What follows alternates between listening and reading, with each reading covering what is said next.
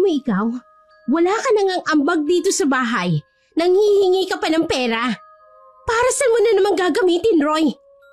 Para na naman sa mga babae mo? Sige, sa oras na umalis ka ngayon sa bahay na to, wag ka nang bumalik. Mas inuuna mo pa yung bisyo mo kaysa sa akin na nagdadalang tao. Paano kung ako nang sumunod sa ilang buntis dito na winakwak ang tiyan para kunin ng sanggol? Kabuwanan ko na ngayon, Roy. Dapat nandito ka lagi sa tabi ko eh. Bakit ba ang dami mong kuda, ha? Naiirita na ako sa bunganga mo eh. Pasalamat ka nga, inuuwian pa kita rito. Tsaka, hindi naman ikaw ang pinunta ko rito. Yang anak kong dinadala mo ang aking sadya. Isa pa, kahit lapain ka pa ng kahit anong nilalang, wala akong pakialam. Basta wag ko lang malalaman na may mangyaring masama sa anak ko. Baka nakakalimutan mo, napikot lang ako ng pamilya mong batugan. Kaya napilitan akong pakisamahan ka sa iisang bubong. Lintik na buhay na to, oh. Makalayas na nga! Hoy! Roy! Ano bang pinagsasabi mo dyan? Kagong to ah! Hoy! Bumalik ka nga rito, walang hiya ka! Napaka-irresponsable mong asawa! Madalas kasing hindi umuwi si Roy. Kung umuwi man, ay agad din itong aalis. Nagtatrabaho si Roy sa isang bahay aliwan bilang isang bouncer. Maliban kasi sa kanyang malaking pangangatawan, ay napakagwapo rin ito, kahit na may kaitiman ang balat. Doon rin niya nakilala si Gina na isang bayarang babae. Nagkaroon silang dalawa ng relasyon hanggang sa may mangyari sa kanila, at nagpaulit-ulit yon. Alam din niyang kahit may nangyayari na sa kanila ay nagpapagamit pa rin si Gina sa ilang kalalakihan upang paligayahin, kapalit ng ibinabayad nito sa kanya. Isang matinong lalaki si Roy at responsable sa lahat ng bagay. Kung hindi nga lang siya na biktima ng pikot. Sa katunayan, maraming kababaihan ang nais makuha ang pag-ibig ng binata. Ngunit nang makilala nito si Gina, ay dito na siya napikot ng pamilya nito. Wala na siyang kawala pa nang pagbantaan siya ng mga kuya nito na papatayin kapag hiniwalayan nito si Gina. Sa takot mula sa mga banta ng mga ito, napilitan siyang pakisamahan ng babae. Nagdadalawang isip rin ang binata kung anak nga ba niya talaga ang dinadala nito. Sabik rin siyang magkaanak. Sa katunayan, ay natutuwa siyang malaman na nagdadalang tao ang kinakasama. Pero sadyang naiinis talaga siya na makita ang mukha ni Gina. Masakit para sa kanya na parang tinapakan ng pagkalalaki nito. Wala man lang siyang nagawa upang humindi sa kinakasama. Bali-balita rin kasi na nanggaling sa pamilya ng mga aswang ang angka nila Gina. Pero ipinagsawalang bahala niya yon. Ang nais lamang niya ay makawala mula sa pagkakatali kay Gina at hindi rin naman siya naniniwala sa mga aswang. Aling Berta, pabili nga po ng isang stick ng yosi, tsaka pakitimplan niya rin ako ng kape. Oy, Roy, ikaw pala. Ay, teka lang ha, ipagtitimpla kita. Ay, kumusta? Umuwi ka na ba sa inyo? Oo, Aling Berta, kagagaling ko lang dun. Ayun, panay kuda na naman si Gina. Naku, wala nang bago dyan. Lagi ka namang ina-under ng asawa mo eh. Bakit hindi mo na kasi hiwalayan yan? Kung palaging ganyan lang din ang madadatnan mo kapag uuwi, maghanap ka na lang ng bago. Total, sinusulsulan nyo ng mga kuya niya na nang bababae ka. Kaya patutuhanan mo na. Palibhasa kasi ang asawa mo, mas pinaniniwalaan pang pamilyang lahing aswang. Hayaan niyo po, Aling Berta. Sanay na ho ako sa ganyan, kaya nga madalang ako umuwi. Kasi kung hindi pisikal na pananakit ang aabutin ko sa kanya, masakit na salita. Tsaka wala namang katotohanan ang ibinibintang sa kanila na aswang sila. Ay, Sus Maria Josep Roy, sa tanda ko ba namang ito? Gagawa-gawa pa ako ng walang katotohanan kwento. Abay, nabalitaan mo na ba yung mga nabiktimang buntis dito sa atin? Wakwak ang tiyan, wala nang sanggol at pati lamang loob. Sa tingin mo, magagawa ba yun ng normal na tao lang? Aswang lang ang may kakayahang gumawa noon. At alam natin na dito sa baryo San Isidro na pamilya ng asawa mong pinaghihinalaan. Minsan ang may nakasaksi sa malagim nilang pinagagagawa. Pero wala namang naglakas ng loob na isuplong sila. Dahil maging ang kapitan ng baryong to ay kamag-anakan din nila. Napailing na lamang si Roy sa sinabi ng Ali. Wala naman siyang mapapala kung papatulan niya ito. Hindi lang naman kasi si Aling Berta ang nagsasabi sa kanya na ganoon ang pinagmula ng angka ng asawa niyang si Gina. Aniya pa nga niya sa kanyang sarili ay mas masahol pa sa aswang ang pamilya ng asawa. Di sinsana ay masaya siya ngayon kung hindi siya napikot ng mga ito. Ngunit kahit hindi siya naniniwala sa mga aswang, ay nagtataka rin siya kung bakit lagi na lamang may napapabalitang buntis na pinapaslang umano ng mga aswang. Minsan na nga niyang nakita mismo ang buntis na napaslang nang minsan siyang dumaan sa isang shortcut pauwi sa bahay nila. Pero agad din siyang umalis doon noong naging usap-usapan ng mga nakikiosyoso doon na pamilya ng kanyang asawa ang pinaghihinalaan. Paano po, Aling Berta? Aalis na ho ako. Kailangan ko pa ho kasing pumasok sa trabaho. Ay sige Roy, basta ang sinasabi ko ha. Mahirap na. Baka mamatay ka na lamang na hindi nakakamit ang kaligayahan bilang isang tao. Tumango na lamang ang binata. Tsaka matyagang binaybay ang daan patungo sa bahay aliwan na kanyang pinagtatrabahuhan. Hindi naman kasi mahirap ang kanyang ginagawa doon. Kaya matyaga siyang pumapasok kahit na ang kapalit nito ay ang paghuhusga ng ibang taong walang magawa sa buhay kung hindi ang magbantay ng kapwa. Gusto niya sanang makaipon para sakaling may emergency ay mabubunot siya. Pero dahil batugan nga mga kapatid na lalaki ni Gina ay wala siyang magawa kung hindi ang magbigay sa tuwing manghihingi ang mga yon sa kanya para may pangtoma. Habang naglalakad sa daan ay kapansin-pansin ang mga taong nag-uumpukan sa hindi kalayuan sa kanyang pinagtatrabahuhan. Hindi pa naman oras ng kanyang trabaho. Dahil sa kuryosidad ay dumaan muna siya ron. Halos habulin siya ng hininga dahil sa gulat. Pagkatapos niyang makarating doon, dahil may kamay na biglang humawak sa kanyang braso. Ngunit nang tingnan niya iyon, ay nakita niya ang kanyang lolo na siyang nagpalaki sa kanya. Ikaw pala, Lo. Ginulat niyo naman ako. Saan ba kayo nang galing at saka bakit kayo naparito? Tsaka, ano bang pinag-uumpukan niyo rito? Abay, kailan ka pa naging magugulat eh? Tsaka galing ako sa pinagtatrabahohan mo kasi gusto kitang makausap. Pero wala ka raw, sabi ng mga katrabaho mo, kaya ayon, lalabas na sana ako eh. Nakita kitang pumunta rito kaya sunundan kita. At saka bakit mo ako tinatanong sa umpukan na yan? Hindi naman ako nakiusyoso. Isang albularyo ang lolo niya, pero hindi siya naniniwala sa matanda pagdating sa mga kwento nito. Dahil hindi pa naman niya nakikita ng aktwal ang panggagamot ng matanda. Naniniwala rin sa aswang ang kanyang lolo, pero siya ay hindi. Dahil mas gusto niya mismong dalawang mata niyang makasaksi. Kaya sa tuwing kinikwentuhan siya ng kanyang lolo tungkol sa mga nakakaengkwentro nitong nilalang, ay nagkukunwari na lamang siyang nakikinig. Dahil ang totoo, iba ang kanyang iniisip.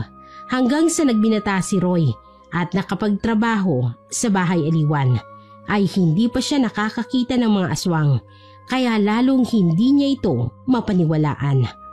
Halos bumaliktad naman ang kanyang sikmura nang sabay nilang tingnan ang bangkay ng isang babae. Ang sabi ng mga taong nag-oosyoso ay buntis daw ang babaeng yun. Mukhang nabiktima ng aswang dahil wakwak ang tiyan at nanlilimahid sa dugo ang buong katawan.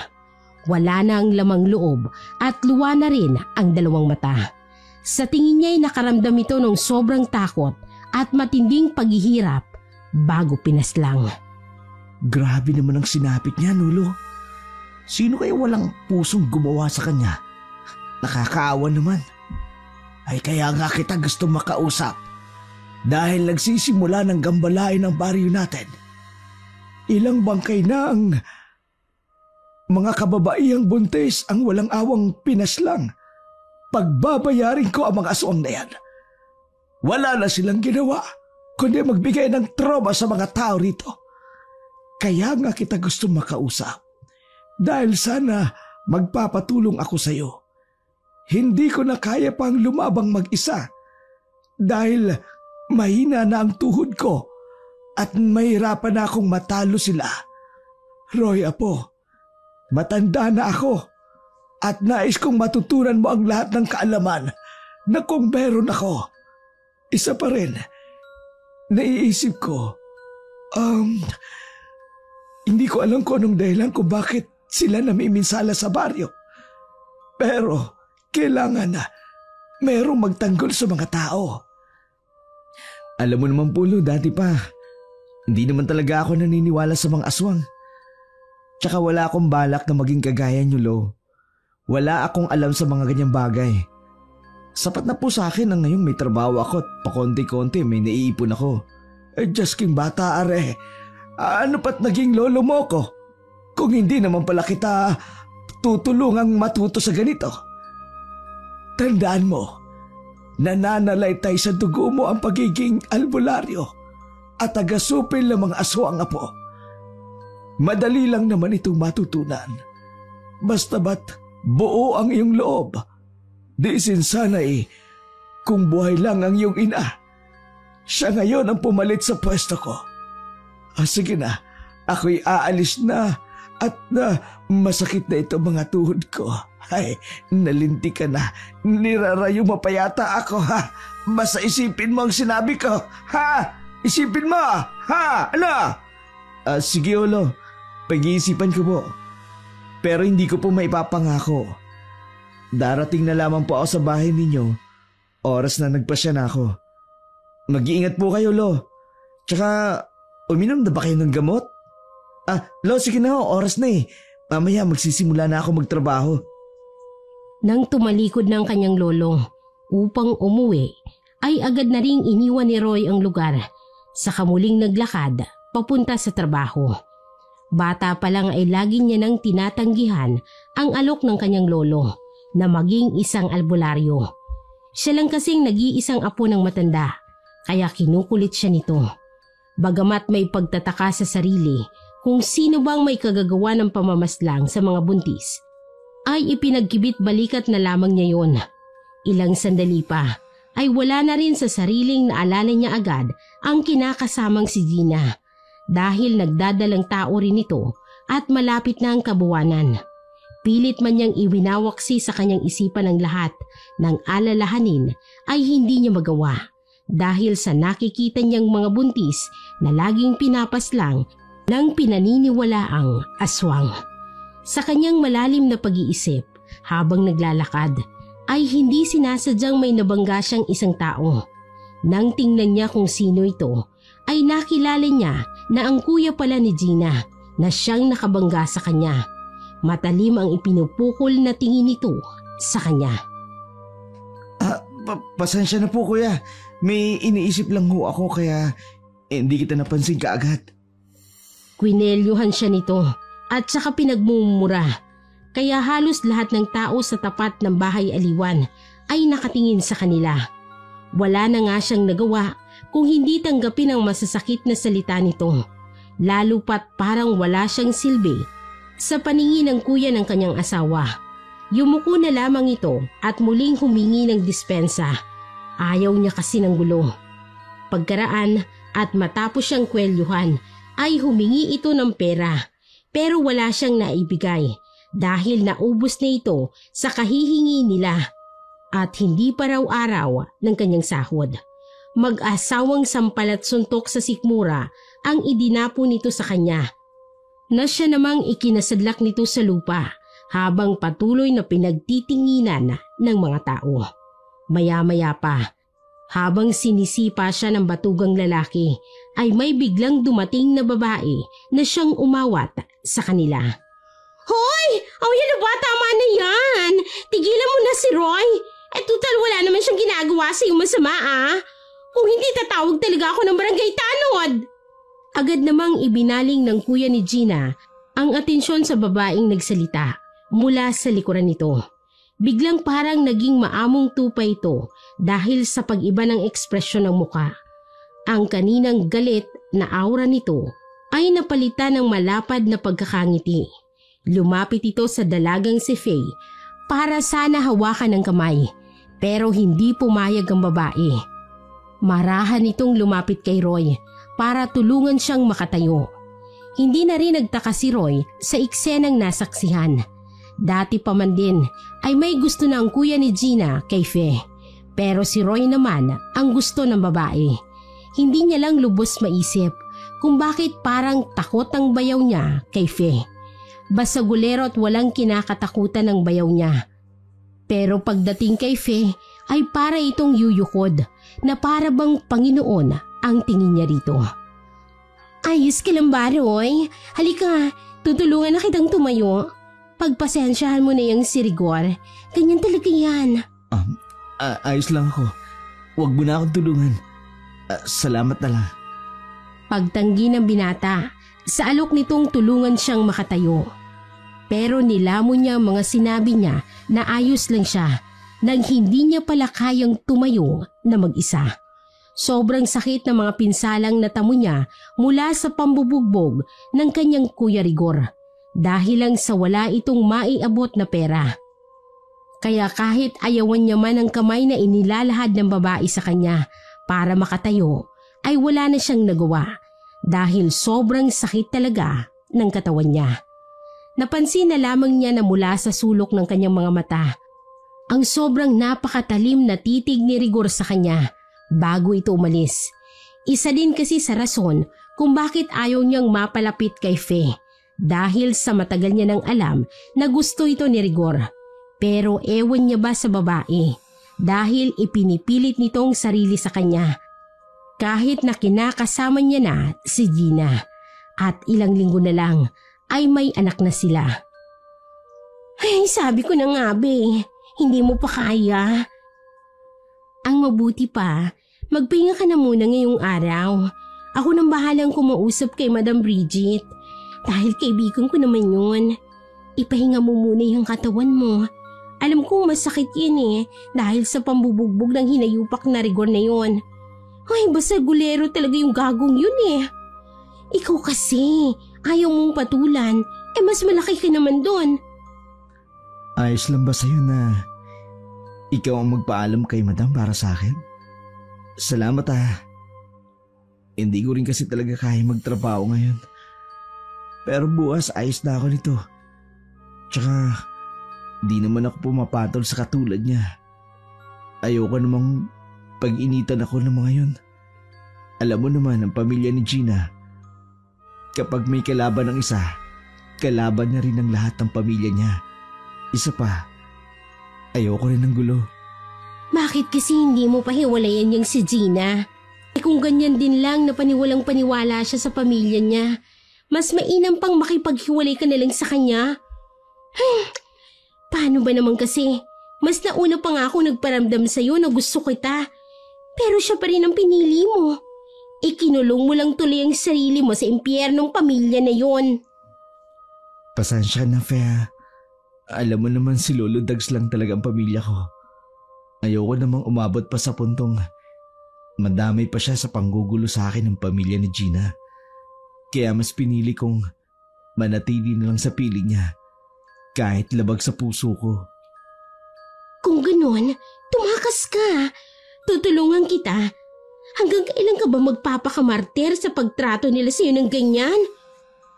Bilib din talaga ako sa'yo Sa puntong yun ay bahagyang napaisip ang binata sa mga sinambit ng dalaga.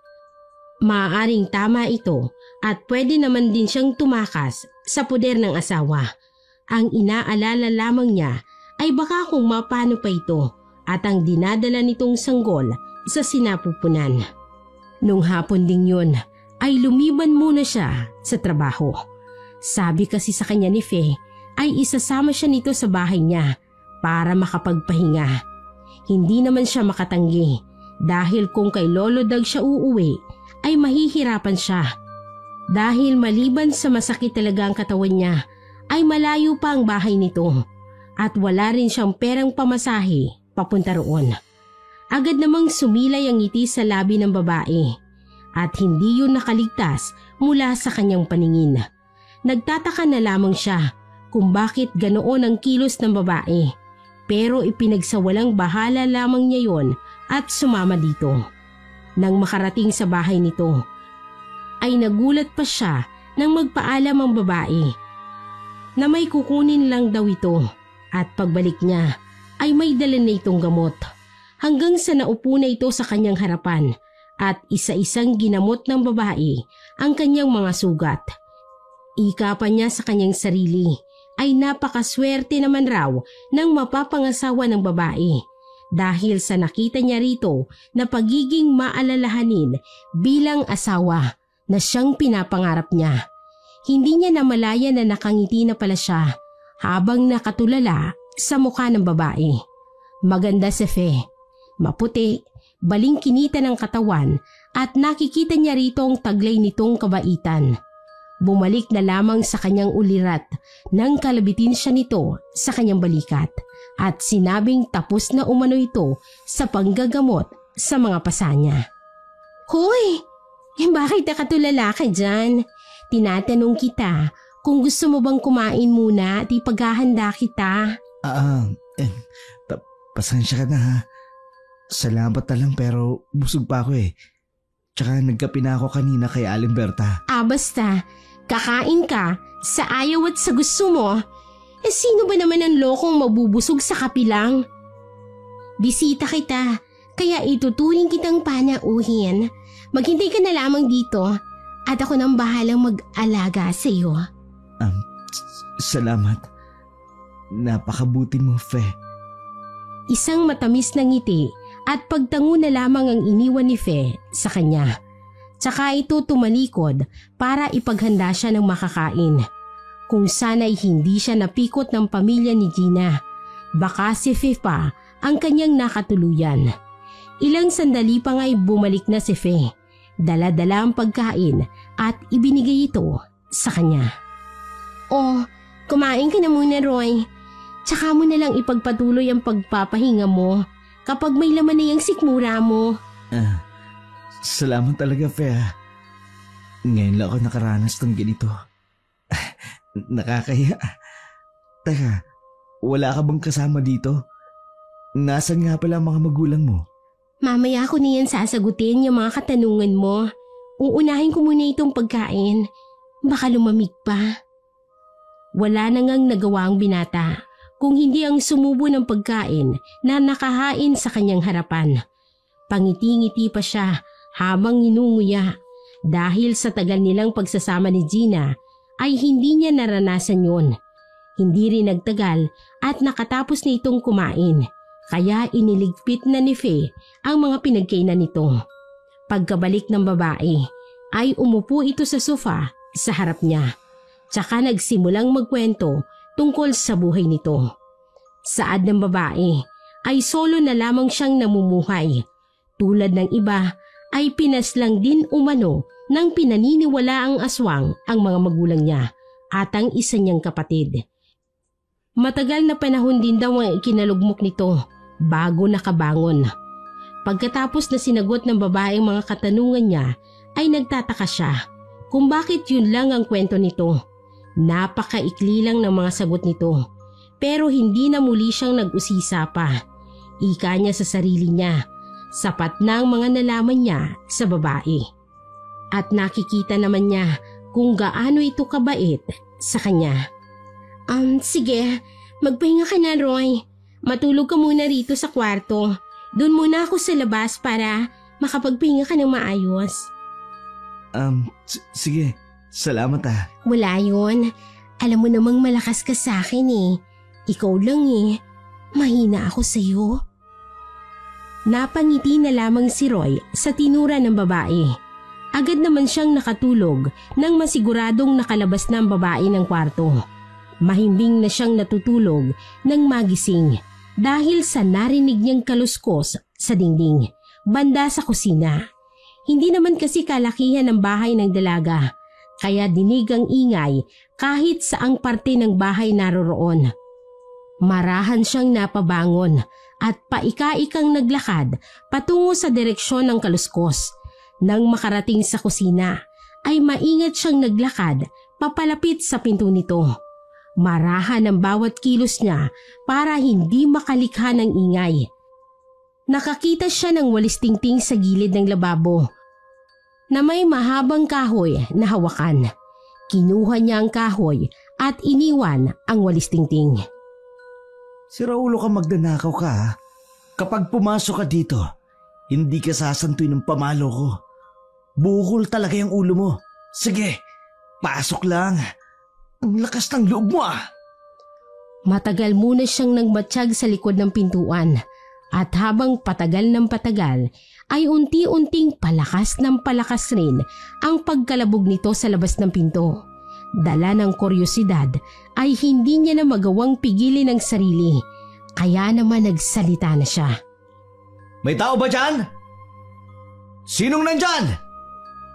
Sumagot ka! Pansamantalang natigil ang pagkalabog at ilang sandali pa nga ay muli itong kumalabog ng konti-konti na lang. Pero talagang sinisira ang pintuan. Wala siyang nagawa kung hindi ang pagbuksan nito para makita kung sino ang gumagawa nun. Nang mabuksan niya ay halos panawan siya ng ulirat dahil sa nakita niyang nakatayo sa labas ng pinto. Isang matandang kulubot na ang muka, buhaghag at malaalamring buhok, bilugan at may matutulis na ngipin. Nakita pa niyang bahagyang pagtulo ng napakalapot na laway nito. Hindi siya nakakilos dahil sa takot at nagtataka siya kung bakit hindi siya sinusugod ng nilalang na yun. Maya-maya pa ay biglang nakarinig siya ng marahas na pagkatok mula naman sa pintuan sa sala.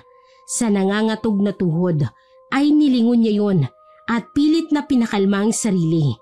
Bigla na lamang siyang nakahinga ng maluwag nang mapagtantong si Fe ang nasa labas at tinatawag ang kanyang pangalan. Nang ibaling niyang muli ang kanyang paningin sa nilalang na nasa labas ng pintuan, ay wala na ito ron. Nagtataka siya kung bakit sa ganun na lang kabilis na wala ang nilalang. Napabahing pa nga siya nang muli siyang huminga at naiwan ang nakakasulasok nitong amoy at masakit yun sa ilong. Ganun pa man ay muli siyang paika-ikang naglakad patungo sa pinto kung saan naroroon si Fe at marahas na kumakatok. Roy! Roy, buksan mo ang pinto! Dali! Nandiyan ka na ba? Roy! Sandali lang ha. Andyan na. Nang mabuksan ang pintuan ay pinapasok niya si Fe, ngunit nananatili na lamang itong nakatayo roon at hindi man lang humakbang papasok. Pumasok ka na, dali. Delikado sa labas. May nagtangkang pumasok dito kanina. Kakaibang nilalang, kaya halika na. Roy, pwede bang kuhain mo muna yung walis sa pintuan? Yung tingting, damputin mo at ilayo. Ha? Bakit? Mas uunahin mo pa ba yun bago ka pumasok? Baka mapano ka dyan sa labas. Alam mo namang hindi pa nakakaalis ang nilalang na yon. Basta bilisan mo na lang. Hindi ako makakapasok kapag nandun pa yon. Sige na, kunin mo na yon at ipapaliwanag ko na lang sa iyo ang lahat. Kamot ulong sinunod na lamang ni Roy ang inuutos nito sa kanya. Magkaganon pa man ay nagtataka pa rin siya sa mga ikinikilos ni Fe. Halos hindi kasi ito mapakali sa labas at namumutla pa ang babae. Matapos makuha ang walis ay agad niyang narinig ang mga yapak ni Fe. Papasok at narinig niya rin ang pagsara ng pintuan na gawa sa tabla. Marahan siyang naglakad papunta sa sofa dahil alam niyang nandoon si Fe pupunta. Pagkarating niya roon ay nawala ang pamumutla ng balat nito at bumalik na rin sa dating mapupula. Fe, ano ba talaga nangyari? Naguguluhan ako eh. Kani-kanina lang may nagnanais pumasok dito na ang tingin ko hindi naman akyat bahay. Napakabangis ng aura niya. Sa tingin mo kaya, ano kaya yun? Aswang yun, Roy. Sa katunayan yan, kaya ko nga pinapakuha ang walis sa'yo na nasa likod ng pinto. Dahil hindi ako makapasok. Dahil kukuan. Ano, Fe? May gusto ka bang sabihin sa akin? Sabihin mo, hindi naman ako magagalit. Sa katunayan, ako nga itong nahihiya sa'yo. Dahil wala man lang akong nagawa para hulihin ang halimaw na yun. Natuod ako nang makita ko siya. Kaya, pasensya na. Ang totoo kasi niyan, Roy. Isa rin akong aswang. Pero hindi ibig sabihin nun na masama na ako. At ako na yung gumagawa ng pamamaslang sa mga buntis. Tsaka yung tungkol sa walis. Hindi kasi kami makakapasok sa bahay. Kapag may walis na nakabaliktad ang pagkakatayo. Patawarin mo na ako, Roy, kung hindi ko agad sinabi sa'yo. Sa katunayan, aswang din ang pamilya ni Gina. At alam kong isa sa pamilya niya ang sumugo dito. Pero, ayun na nga, dahil sa tingting sa likod ng pinto, ay hindi kanya mapasok-pasok. Kaya pala, kung ganun, totoo nga kayong mga aswang. Teka, nagugulan ako. Tsaka bakit nung dumating ka kanina, biglang nawala ang aswang na yun? Ano ba talagang nangyari? Kung ayaw mo pa rin maniwala, titigan mo akong mabuti sa mga mata. Makikita at makikita mo ang pinagkaiba ng aming mga mata sa normal na taong katulad mo. Hindi na nga pumalag si Roy nang hawakan siya ni Fe sa kanyang magkabilang pisngi at iniharap ito sa kanya. Dahilan upang magkatitigan sila. Halos hindi siya makapaniwala sa kanyang nakikita dahil baliktad ang figura niya sa mga mata ng babae. Agad naman niyang kinalas ang kanyang pagkakatitig dito at marahang kinuha ang kamay ng babae sa kanyang muka. Bakit baliktad ako sa mata mo? Ganyan ba kayo mga aswang? Tsaka, bakit ganyan ang nakikita ko sa'yo? Ibang-iba sa nakita ko kanina na halimaw sa labas ng kusina nyo. Isa lang yan sa mga katangian naming mga aswang para malaman mo ang pinagkaiba. At ang nakita mo kanina sa kusina ay isang kubot. Sila yung mga uri ng mga aswang na ang ginagamit na pangsukol sa kanilang mabibiktima ay ang kanilang mga buhok. Sa kanila ito lalapain. Ang pamilya naman ni Gina ay mga asbo. Kaya nilang magpalit ng anyo bilang isang mabangis na hayop na parang nasa anyong asong lobo. Ako naman, napapabilang sa isang angka ng mga gabunan. Ang angka ng aking pinagmulan ay mas higit na mas malakas kaysa sa kanila.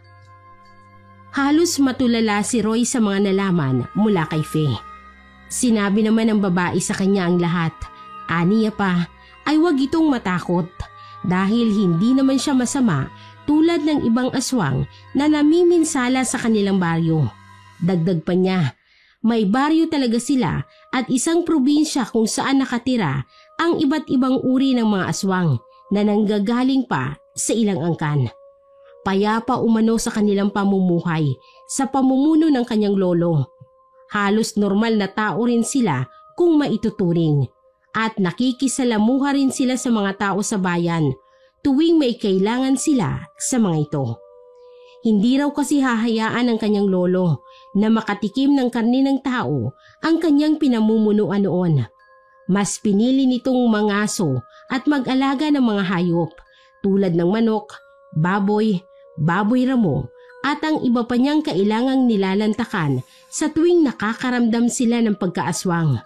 Hanggang isang araw daw ay nagkasakit ang kanyang lolo at hindi na ito nalunasan pa. Namatay ito at pinasa ang kanyang panunungkulan sa kanyang butihing ama. Pero hindi rin nagtagal ang pamumuno nito dahil may mga rebelding kalalakihan na dumayo sa kanilang teritoryo.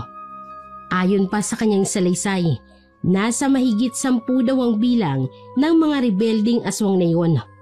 Humingi daw sila ng pabor sa ama ni Faye na kung pwedeng doon daw muna sila tumuloy. At dahil likas na maunawain ang angkan ni Faye, ay wala namang tumutol. pinagawan pa sila ng mga kubong kanilang matutuluyan bilang tanda umano ng mainit na kanilang pagtanggap sa mga ito. Pero ang kabaitan daw na umanong yon ay siyang nagdala sa kanila sa labis na pangamba.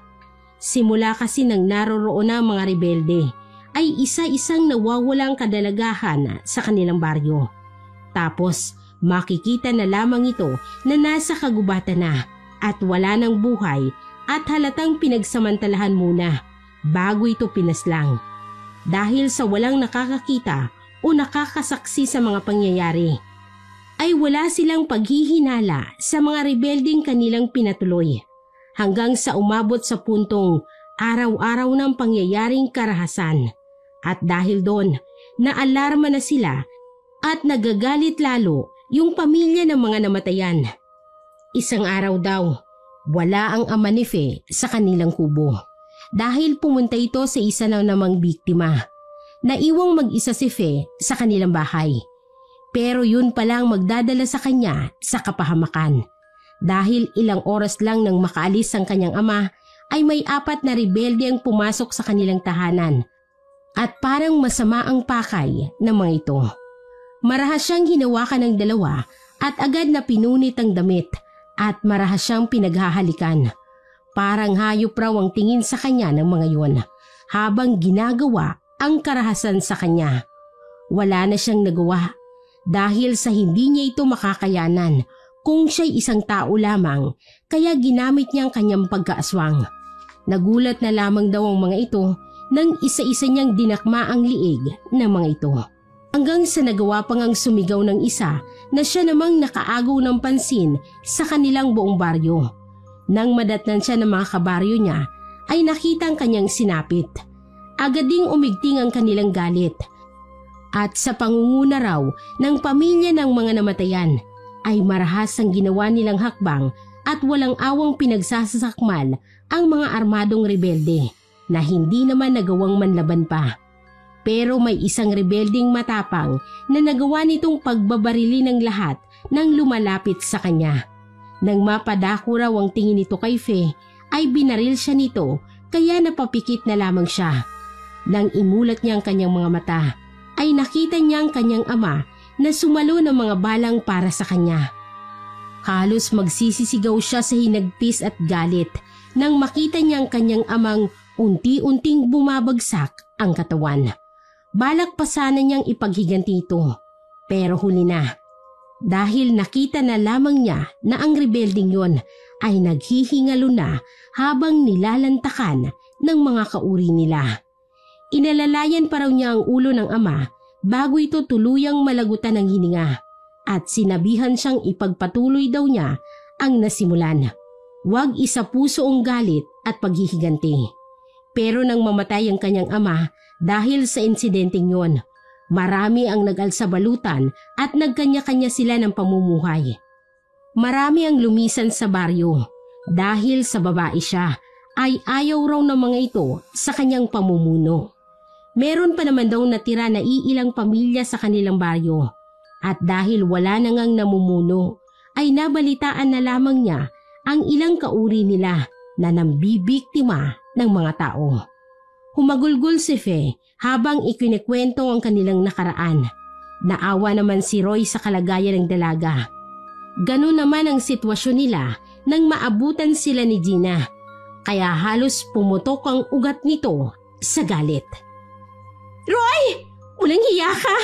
Kaya pala madalang ka nang umuwi sa bahay dahil sa itad na babaeng yan! Gina, sandali lang, magpapaliwanag ako. Mali ang iniisip mo. Wala kaming relasyon ni Fe. Dinadamayan ko lang siya. Tama si Roy, Gina. Wala kaming relasyon. Mali ang paratang mo.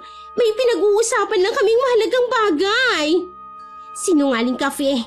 Dati pa naman alam ko nang may gusto ka kay Roy. Pero wala ka nang nagawa dahil napasakin na siya. At hindi napunta sa'yo. Kaya gumagawa ka ng paraan para makuha mo siya sa akin. Sabagay, magkatulad kayo ng iyong amang mga aagaw. Ang pagiging pinuno sa ating angkan. Hindi ba? Inagaw niyo rin sa pamilya namin. Wala kayong pinagkaiba. Pagsisisihan niyo ito. Tama na, Gina. Nakakaya kay Fe, oh. Napaka-iskandalosa mo talaga kahit kailan.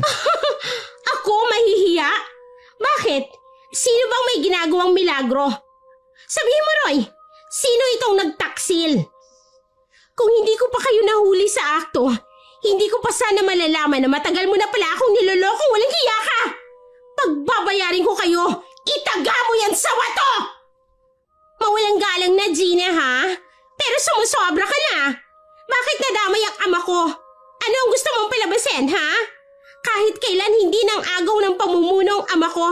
Dahil noon pa man, pamilya na namin ang namumuno sa ating angkan. Bakit, ha? Ganyan ba ang sinasabi sa'yo ng pamilya mo, mga solsolero? Tandaan mo rin ito, Gina. Alam kong wala ako sa lugar para sabihin ito. Pero oras na may mangyaring masama kay Roy, dahil sa kagagawan nyo, ako ang makakalaban nyo. Alam nyo kung anong kaya kong gawin, Gina! Dahil sa sinabing yun ni Fe, ay natahimik si Gina. Si Fe naman ay nanlilisik ang mga mata na anumang oras ay handang sugurin si Gina. Pero agad namang pinigilan ni Roy. Magsitigil nga kayo! Ano ka ba, Gina? Wala ka na bang kahihiyan sa sarili mo? Pamamahay ito ni Fe. Tinutulungan niya ako pero ikaw, nagsimula ka ng gulo. Totoo palang sabi-sabi na aswang ang lahi niyo. Ang pamilya niyo. Napakabobo ko naman pala kung ganun. Kung dati pa sana, nilayuan na kita. Sana hindi umabot sa ganito ang lahat. Sana malaya akong walang kinatatakutan. Alam mo bang lagi akong sinasaktan ng batugan mo, kuya? Alam mo bang puro kasinungalingan na lang ang sinasabi sa'yo tungkol sa akin? Kung hindi lang dahil sa batang dinadala mo, ay... Ano? Kung hindi dahil sa anak mong dinadala ko, hihiwalayan mo ko? At wag na wag mong idadamay ang pamilya ko sa away natin bilang mag-asawa, Roy. Kung gusto mo palang maghiwalay, dapat noon mo pa sinabi. Eto lang palang batang taong dahilan kung bakit nagtsatsaga kang pakisamahan ako. Sige, para wala nang dahilan na magsama pa tayo, ipapakita ko sa'yo kung papaano ko paslangin ang batang ito. Halos manigas si Roy sa kinatatayuan nang biglang tinusok ni Gina ang kanyang tiyan gamit ang mahaba at matutulis na kuko. Mula roon ay hinugot niya ang sanggol. Pagkakuha sa sanggol ay agad nitong nilantakan na parang isang balot at dinidilaan pa nito ang kamay sa katumawa ng tumawa na para bang may sira ang pag-iisip. Nagimbal pa si Roy nang sinabi ni Gina na siya raw ang dahilan kung bakit namatay ang kanilang anak. Gina! Sira ulo ka! Wala ka bang matinong pag-iisip? Bakit mo ginawa ito sa anak natin? Napaka-demonyo mo, Gina! Napaka-demonyo mo! Bakit nagawa mong patayin ang sarili mong anak? Masakit ba, Roy? Masakit ba, ha? Ikaw ang dahilan kung bakit pinatay ko ito. Ikaw ang nagtulak sa akin na gawin ito sa anak natin. Lahat ibinigay ko sa iyo, Roy. Lahat! Demonyo ka! Ano pa bang kulang sa akin at kailangan mo pang hanapin sa iba? Maghahanap ka rin lang ng iba. Bakit sa kauri ko pa? Pero ayos lang yun. Dahil wala ka nang babalikan pa. Wala nang anak natin. At iisipin ko na ikaw ang may kasalanan kung bakit nangyari ito. Ipaghihiganti ko ang anak ko, Roy. Babalikan ko kayo. Ipaghihiganti ko ang anak ko! Baliw ka talaga, Gina! Umalis ka! Dahil baka hindi ako mapagpigil, mapatay kita ng demonya ka! Nagawa mo sa sarili mo, anak! Tapos ngayon, ako ang sisisihin mo sa kamaliwan mo! Ikaw! Ang pagbabayarin ko! Umalis ka na, Gina! Nababaliw ka ng babae ka! Umalis ka na sa pamamahay ko kung ayaw mo ako mismo ang papatay sa'yo! Aba, ang lakas ng loob niyo, ha? Kayo pa talagang nagkampihan? Sige, tapusin na natin to. Total doon na rin naman papunta, di ba? Pero sisiguraduhin kung mapatay niyo man ako, ay dadalhin kita sa hukay, Roy. Kasalanan mo kung bakit ako nagkakaganito. Papatayin kita at sama-sama tayo ng anak nating pinatay mo! Walang ano-ano'y bigla na lamang nagpalit ng anyo si Gina. Nagulat pa si Roy sa mga nasaksihan. Unti-unting naging isang asong lobo ito. Pero higit na mas mabangis. Naging mabalahibo ang katawan nito at nanlilisik ang mapupulang mga mata. Nagkaroon din ito ng matutulis na mga pangil at tumutulo ang malapot na laway. Hindi agad nakakilos sa kinatatayuan si Roy dahil sa pagkabigla mula sa mga nasaksihan. Bumalik na lamang siya sa kanyang wisyo nang itulak ni Fe dahil ito ang sumalo ng dapat sana'y pagsakmal sa kanya ni Gina. Nagpambuno ang dalawang babae habang nasa anyong aswang sila. Naging kulubot ang balat ni Fe, lalo na ang mukha nito at naging matalas ang mga kuko. Pero ang mas nakaagaw ng pansin ni Roy ay ang kakaibang liksi ni Fe. Mas malakas pa ito kumpara kay Gina. Walang kahirap-hirap na ibinalibag ni Fe si Gina. Kahit nasa anyo pang mabangis na asong lobo ang babae. Pagkatapos ay walang pakundangang pinagkakakalmot ni Gina si Fe. Maya-maya'y napansin ni Roy ang unti-unting nanghihinang si Gina. Hindi na nito kinaya ang mga pag-atake ni Fe at isama pa ang ginawa nitong pinsala sa sariling katawan dahil sa pagkain sa sariling anak. Bumalik sa pagiging tao si Gina. Tumutulo ang luha nito sa galit at pagkaawa sa sarili.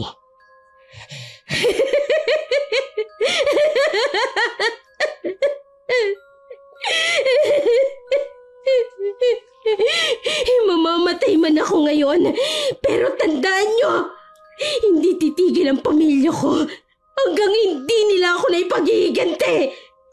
Hihintayin ko kayo hanggang sa kabilang buhay. Doon tayo magtutuos, Fe! Tandaan mo yan! Nilamong ka na talaga ng galit at inggit, Gina. Dapat nga sa iyong mamatay dahil wala ka ng lugar dito sa mundo. Matagal ko na ring alam na kayo ng pamilya mong siyang salarin sa pamamaslang dito sa atin. Pero ipinagsawalang kay Buko lang ang lahat dahil lang akala ko may magpapabago pa sa inyo. Pero nagkamali ako, Gina. Bilang anak ng isang pinuno ay ibibigay ko sa iyo ang hatol na kamatayan, 10 ng iyong mga kauring asbo! Wala nang nagawa si Roy kung hindi ang mangatal sa sindak dahil sa ginawa ni Fe kay Gina. Walang kahirap-hirap na dinukot nito ang puso at dinurog gamit ang kanyang kamay. Pagkamatay ni Gina ay doon muling bumalik sa isip ni Roy na wala na rin ang kanyang anak. Hindi halos maproseso ng utak niya ang lahat ng pangyayari. Hindi niya namalayan na malalim na pala siyang nag-iisip nang bigla siyang tawagin ni Fe na siyang ikinabalik ng wisyo niya. Tumayo ka na dyan, Roy.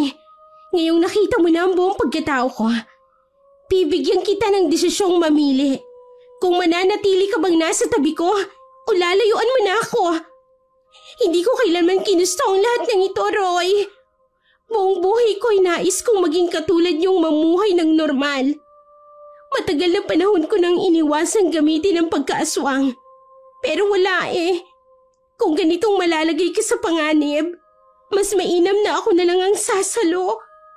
Hindi ko na naising may mangyari sa iyong masama.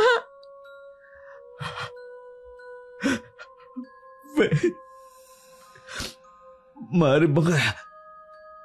Bigyan mo muna ako ng panahon makapag-isip. Gulong-gulo ang utak ko ngayon. Masakit sa akin ang mawala ng anak. Ang malala pa. Ina niya ang dahilan. May pagkukulang ba ako bilang isang lalaki, Fe? Sabihin mo nga sa akin, anong kulang sa akin? Hirap na ako sa sitwasyon ko ngayon. Sobrang hirap ng kalooban ko. Bakit niya dinamay ang anak namin? Bakit? Alam ko, Roy. Iiyak mo na lang ang lahat. Lilipas din yan. Naiintindihan kita. Sobrang sakit kapag nawalan ka ng mahal sa buhay, lalo na sa sitwasyon mo. At kung tinatanong mo ko kung may pagkukulang ka, wala, Roy. Wala. Biktima ka lang ng isang maling pag-ibig at hindi tamang pagkakataon. At marahil ay biyaya ang bata, pero sa maling babae mo kasi pinunla.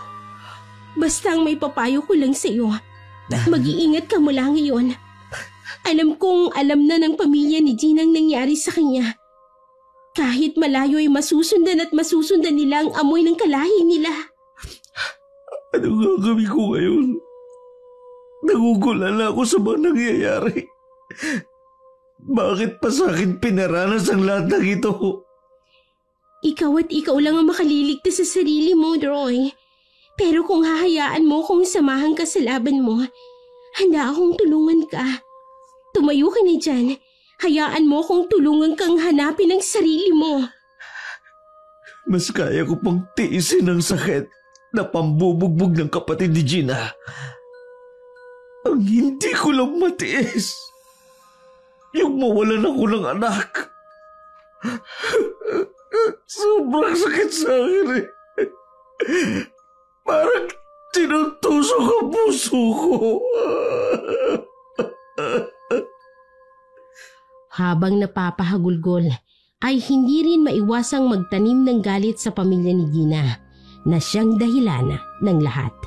Sinisisi niya ang mga ito dahil sa mga maling sulsol na agad namang pinaniniwalaan ni Gina. Matapos ang ilang oras na pag-iisip, nakapagpasya na si Roy. Alam niyang matinding paghihiganti ang gagawin ng pamilya ni Gina sa kanya. Hindi niya ito kakayanin ng mag-isa, kaya pumayag siya sa alok ni Fe. Fe, gusto kong isama kita sa paghihiganti ko. Sasamahan mo ko, di ba? Alam kong malaki ang may tutulong mo sa akin. Buo na ang pasya ko. Kailangan ko ngayon si Lolo Dags. Desisyon mo lang naman ang hinihintay ko, Roy. Kung yan ang pasya mo at buong puso kitang tutulungan para matapos na rin ang lahat ng ito. Masakit man para sa akin ang pumaslang ng mga kalahi ko, kakayanin ko. Kung para sa ikabubuti at ikatatahimik ng lahat. Tulad ng inihabilin sa akin ni Ama. Huli na ito at pagkatapos nito, hindi ko na muling gagamitin pa ang aking pagkaaswang.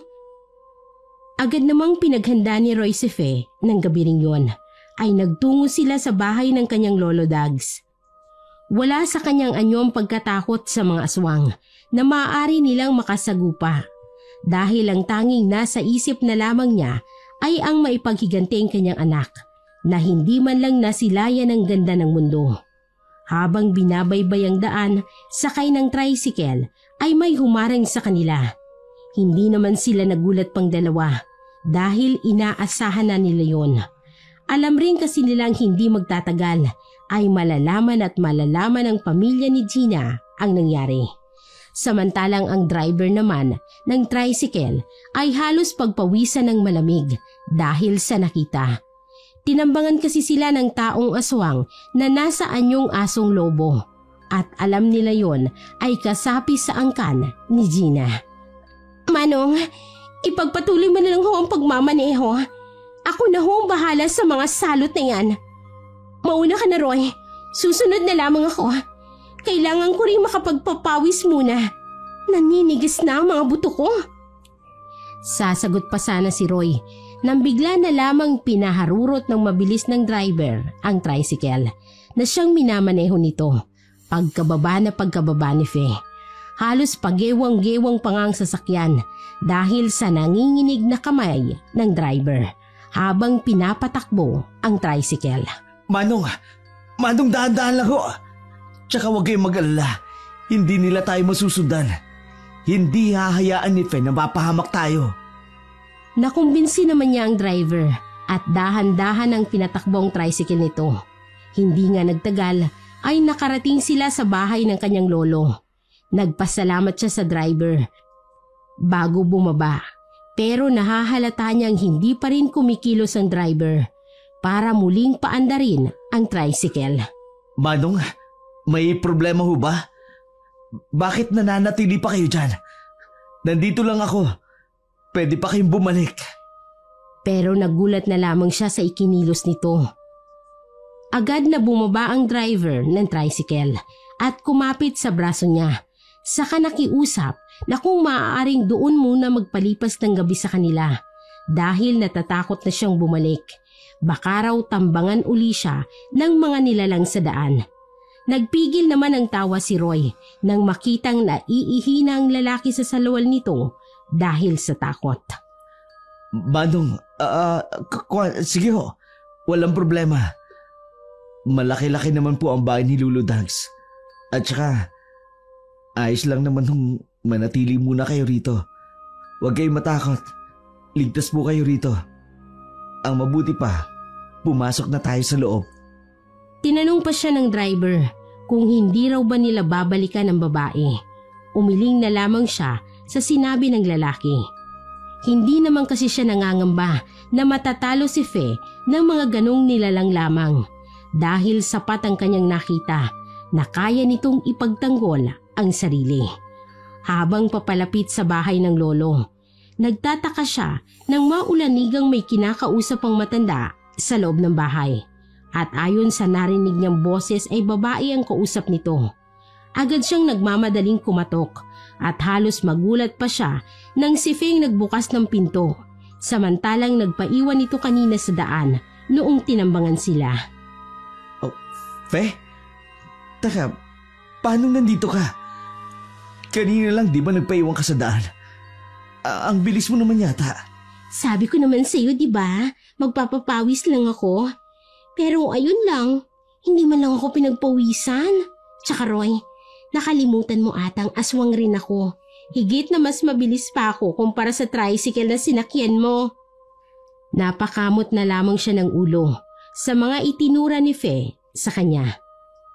Nang masipat naman niya ang kanyang lolo ay nakaupo sa papag, ay agad siyang lumapit dito at walang pasabing niyakap niya ito at napahagulgol muli. Naalala na naman niya ang kanyang anak na walang awang pinaslang ng sarili nitong ina. Ay, Apo, tahan na. Alam ko ang sakit ng dinadala mo ngayon. Maging ako man, ganyan din ang nararamdaman ko nang mawala ang iyong ina. Tahan na. Malalampasan mo yan. Ipaghihiganti ko po ang anak ko, Lo. Gusto ko pong ubusin ang kalain ni Gina na siyang dahilan ko bakit nawala magiging anak ko. Sobrang gulong-gulo ng isip ko. Tulungan niyo po ako, Lo. Ay, sige lang. Umiyak ka lang. Iiyak mo lang ang lahat ng sakit na dinadala mo. Alam kong lilipas din yan. Pero tandaan mo, Apo, ha? Nandito lang ang lolo mo.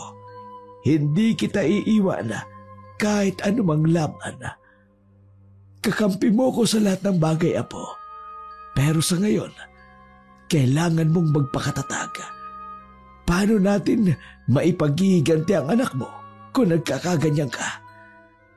Payag na ho ako na maging katulad niyo, Lo. Gusto kong matutunan ang lahat ng mga karunungan na nalalaman ninyo. Gagawin ko ito para sa anak ko. Kaya Lo, ituro niyo po sa akin ngayon. Pwede ba? Kasi hindi ko mapapatawad ang pamilya nilang yun. Patuloy na lamang na hinihimas ng matanda ang likod ng apo.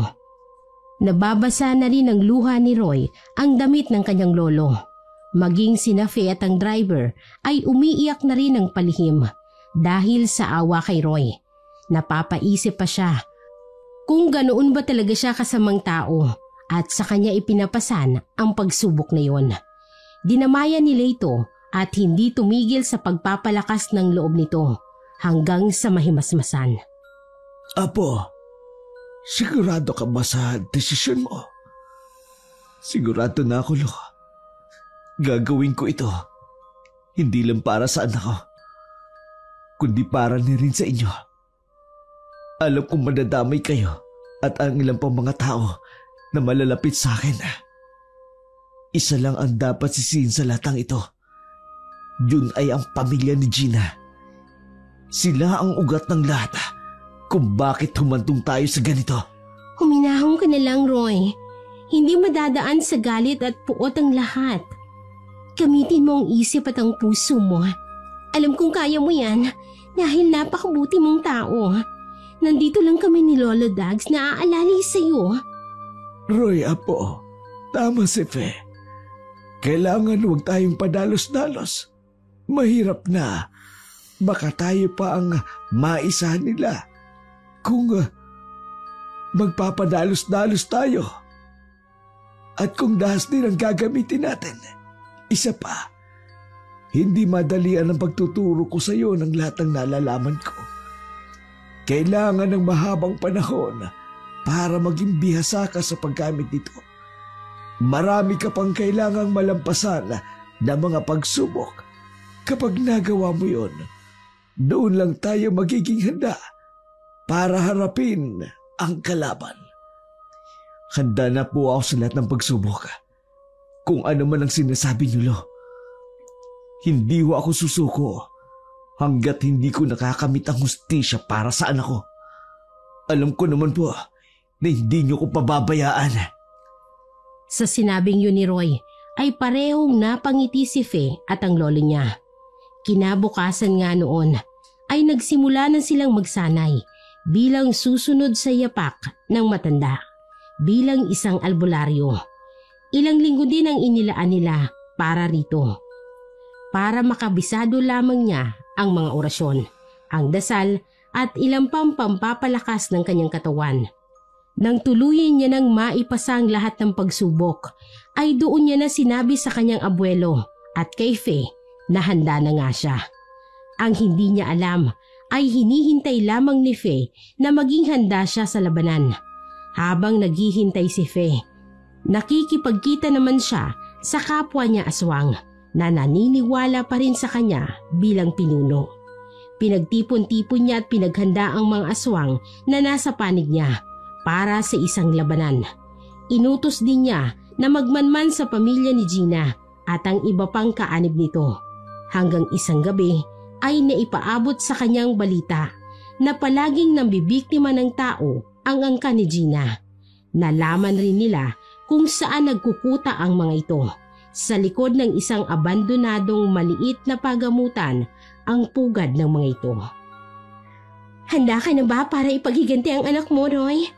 Basta para sa anak ko, lagi akong handa, Fe.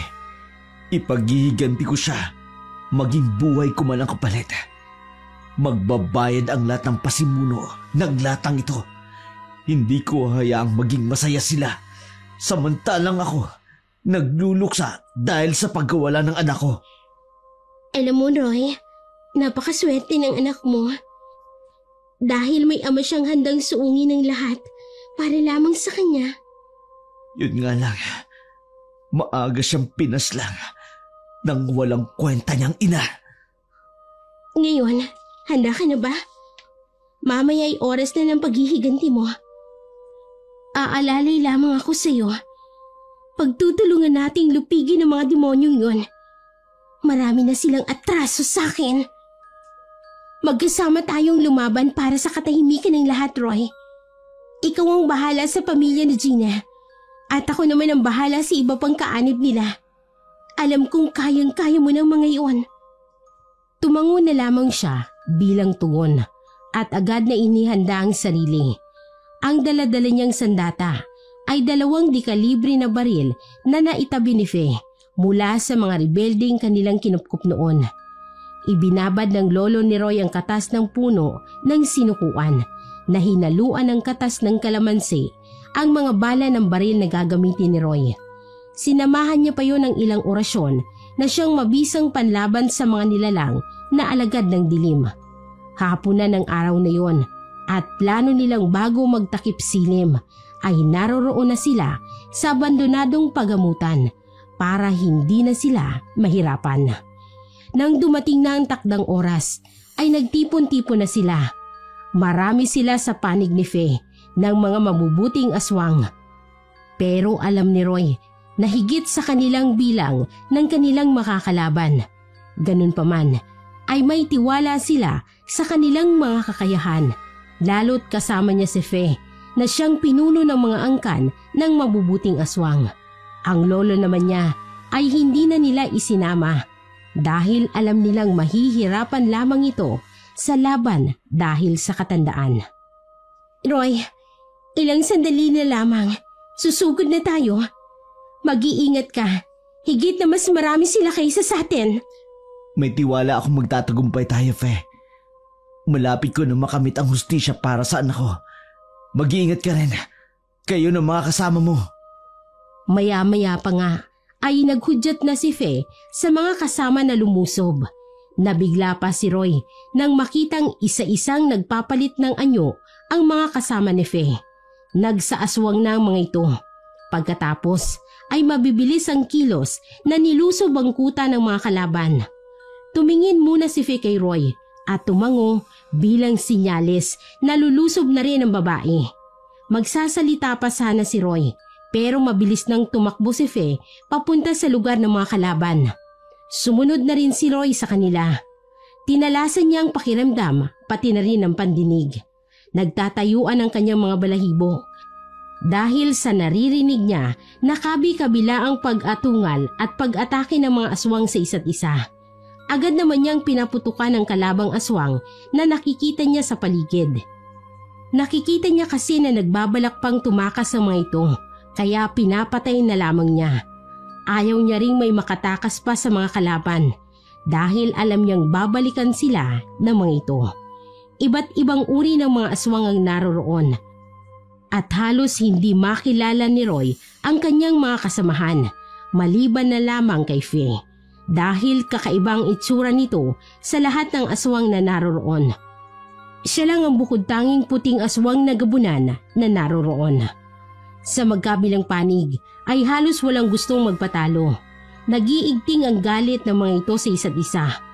Gusto nilang pareho na ubusin ang lahi ng bawat isa. Bawat mapapatay ng grupo ni Fe ay kanilang ikinababalandra sa lupa ng mga bangkay para ipanakot sa kanilang kalaban. Nasipat rin ni Roy ang dalawang malalaking aswang na asong lobo sa ilalim ng puno ng mangga, kaya maingat niyang tinungo ang mga ito. Alam niyang yon ang mga kuya ni Gina na laging nambubugbog sa kanya. Sa wakas, nakita ko rin kayo. Magaling kong bayaw! Kumusta ang pakiramdam nang mawala ng kapatid? Masakit ba? Umangil naman ang dalawang nasa anyong asong lobo at galit na galit ang mga ito. Susunggaban na sana siya ng isa pero naunahan niya itong paputukan sa bandang tuhod. Kaya naman nabuwal ito sa lupa. Sige! Sugod pa!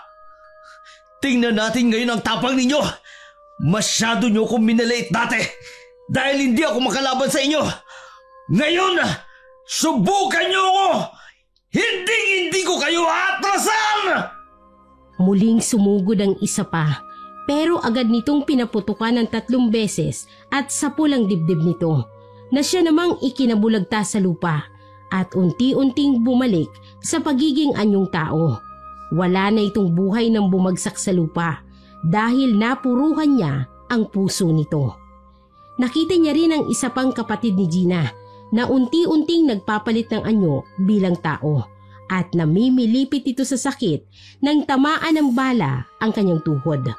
Maya-maya pa nga ay nagmamakaawa na ito sa kanya na huwag siya nitong paslangin dahil magbabago na raw siya. Kaya naman natawan na lamang dito si Roy. Pakiulit nga ng sinabi mo! Gago!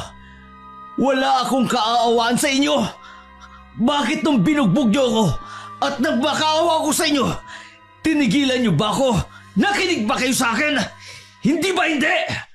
Alam niyo bang kaya ako nagpunta rito? Para paslangin kayong magkapatid! Kayo ang dahilan kung bakit namatay ang mag-ina ko!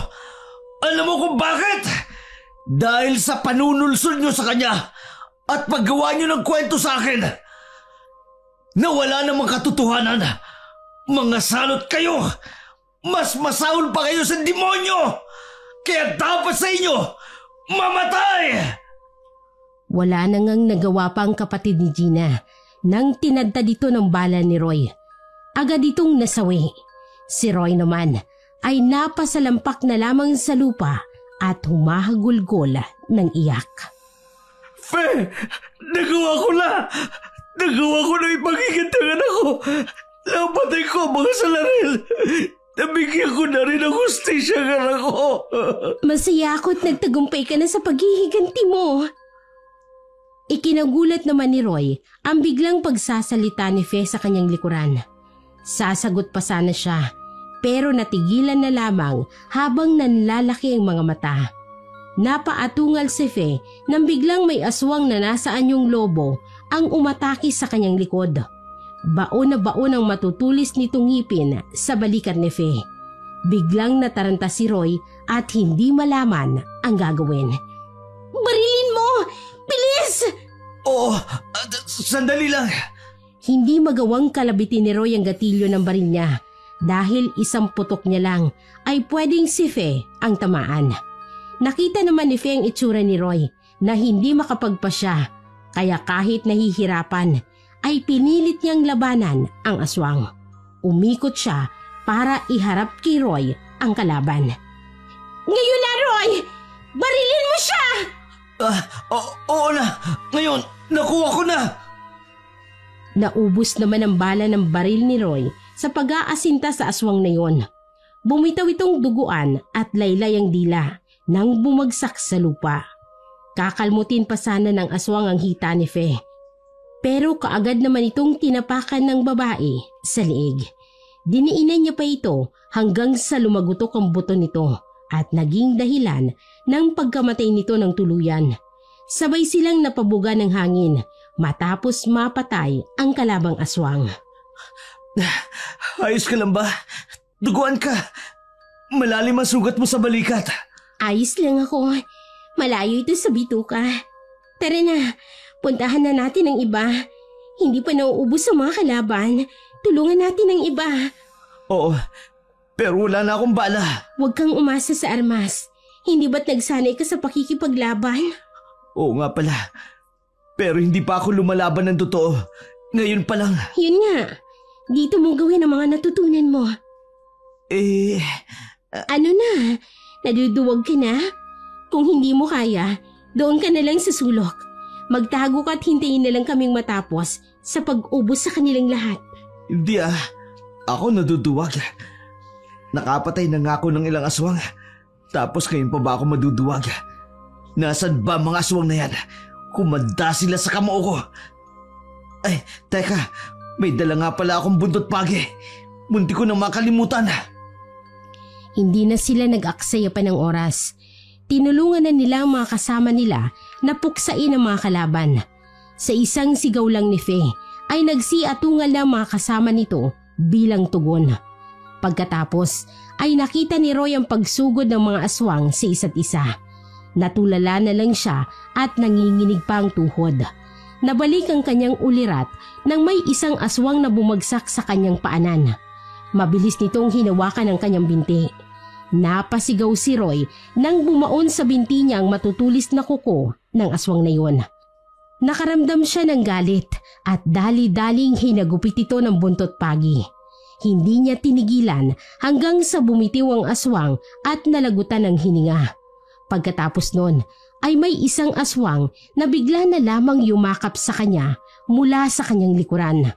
Umatungal ito sa galit. Napangiwi naman siya dahil sa mabaho nitong hininga na para bang uminom ng tubig mula sa imburnal. Siniko niya ang aswang sa tagiliran nito, dahilan para bitawan siya nito. Pagkatapos ay mabilis niyang pinaghahagupit ng latigo. May pagyakap ka pang walang yaka ha? Pagsisisihan mo yun. Kung hindi ka lumapit sa akin, edi sana hindi ka nahagupit ang latigo ko. Ano ngayon ha? Hindi ka makabangon? Hala, tayo! Lumaban ka! Nang makita niyang umaangat pa ang ulo ng aswang, muli niya itong hinagupit. At talagang babangon ka pa ha? Di ka na lang nagpanggap na patay ka na. para hindi ka na tuluyang mamatay. Pero dahil nagpakitang gilas ka pa, di tutuluyan talaga kita. Ilang tao na ba ang nabiktima mo, ha? At igaganti ko silang lahat! Tinigilan lang ni Roy ang hagupit sa aswang dahil nakita niyang hindi na ito gumagalaw. Napabugan na lamang siya ng hangin para mapawi ang pagod. Iginala niya ang kanyang paningin sa paligid para kumustahin ang mga kasama. Iilan na lang ang nakikipaglaban dahil konti na lang ang mga kalabang aswang na mga ito. Hindi siya makapaniwala sa nakikita niya. Ang dami ng mga bangkay na nakahandusay sa lupa. Ang mga kasamahan nila ay mga sugatan din at may ilang nagbuwis ng buhay. Nakita din niyang ilang mga aswang na hinahakot ang mga bangkay ng kalaban, papasok sa abandonadong pagamutan. Nilapitan niya si Fe na kasalukuyang minamanduhan ang mga kasama niya. Saan nila dadali ng mga bangkay? Susunugin.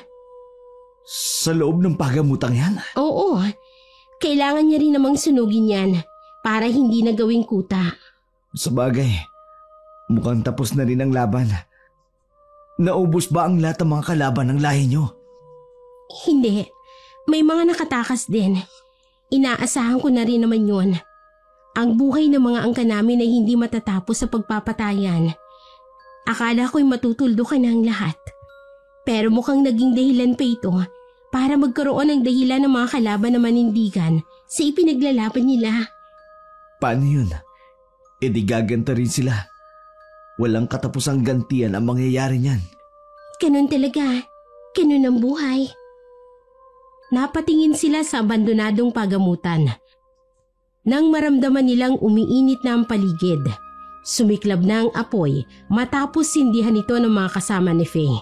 Lumayo na silang lahat para hindi maabot ng apoy. Mula sa malayo ay pinagmamasdan nilang natutupok ang pagamutan na ginawang kuta ng mga kalaban. Nagtagumpay tayo. Magiging maayos na muli ang lahat. Pansamantala, kayong lahat, maraming salamat sa tulong ninyo na isinakatuparan ang planong ito. Kagaya ng dati, hindi ko kayo pinilit na umanib o magpasailalim sa aking pamumuno. Ang panahon ngayon ay hindi na kagaya ng panahon ng lolo at ng aking ama. Hindi na kailangan ng isang namumuno sa atin. Kaya naman nating pamunuan ang ating mga sarili at pamilya. Maging malaya kayong mamuhay kagaya ng mga tao. Ang mga tao ay kagaya rin natin sila na gusto lang mamuhay dito sa mundo ng mapayapa. Kapag kailangan nyo ng tulong ko, huwag kayong magdadalawang isip na lumapit. Palagi akong nakahandang tumulong. Nagpasalamat ang lahat sa kabutihan ni Faye. Pagkatapos nilang mag-usap-usap, ay nagpasya na ang lahat na magkanya-kanya na ng uwi.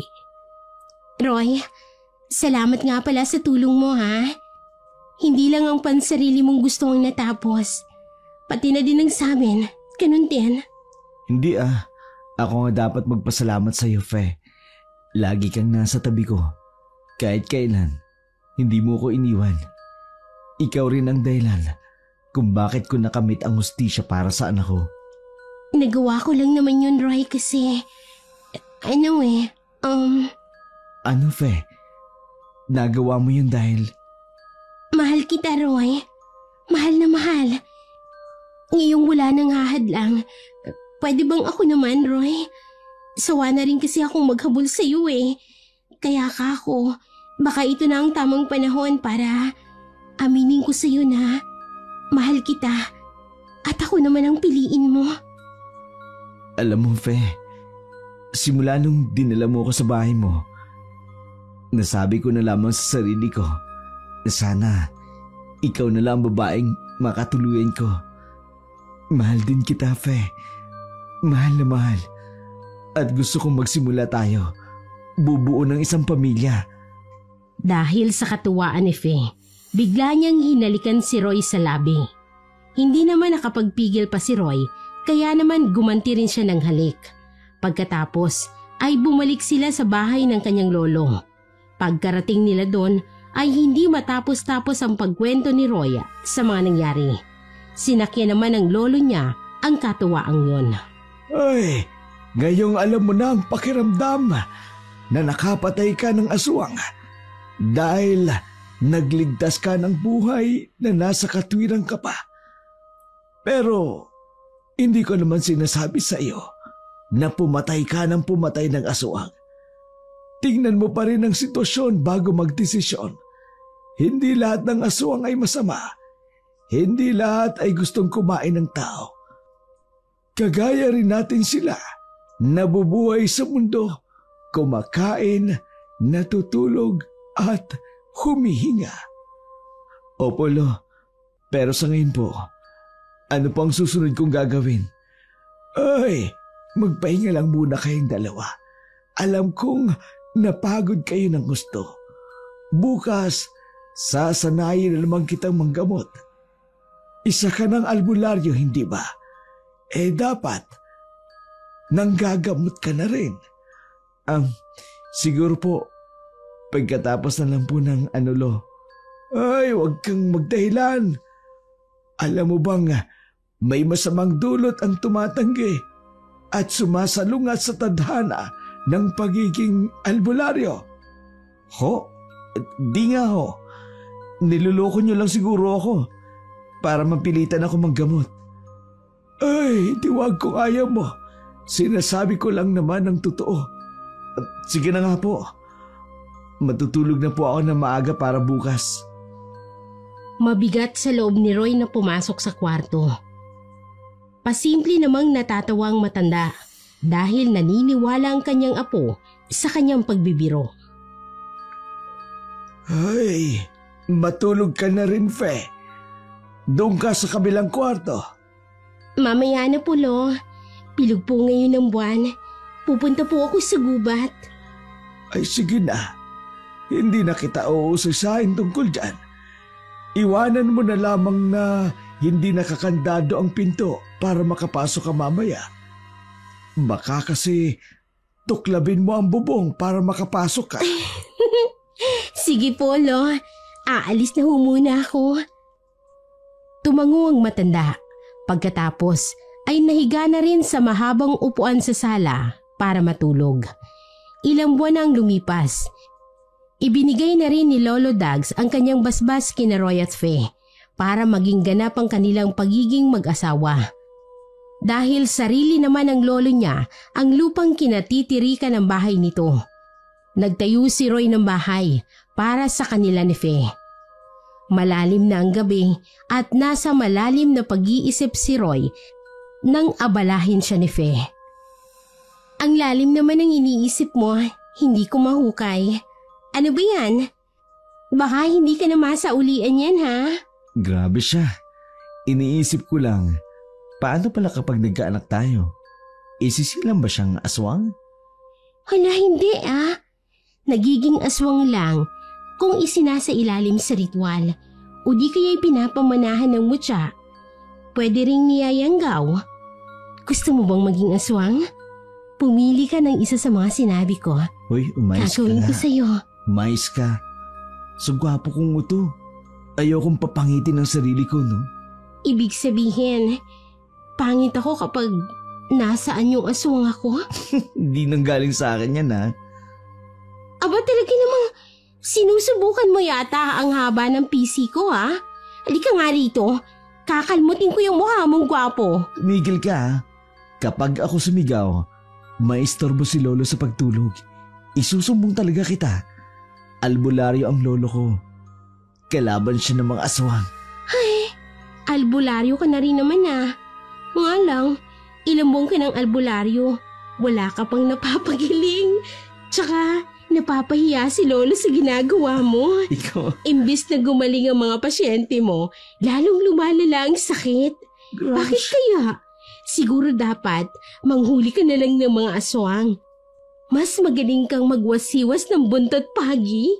Iniinis mo talaga ako, ha? Gusto mo, iwasiwas ko sa itong bundot pagi ko, ha? Lumapad ang ngiti ni Fe at naging makahulugan pa ito. Pagkatapos ay kaagad niyang hinila ang braso ni Roy papunta sa kanilang kwarto. Oo, Gusto ko, iwas-iwas mo sa akin yung buntot pagi mo na isang dangkal lang naman ang haba. Ala. Tapos, aaswangin kita. Halika na dito sa kwarto. Teka. Doon tayo maglaban. Lolo! Help! Ay, tanay ka ba? Huwag mong istorbohin ang matanda. Kinabukasan, natatawa na lamang ang dalawa nang tanungin si Roy ng kanyang lolo kung saan niya ba nakuha ang malalim na kalmot sa kanyang katawan.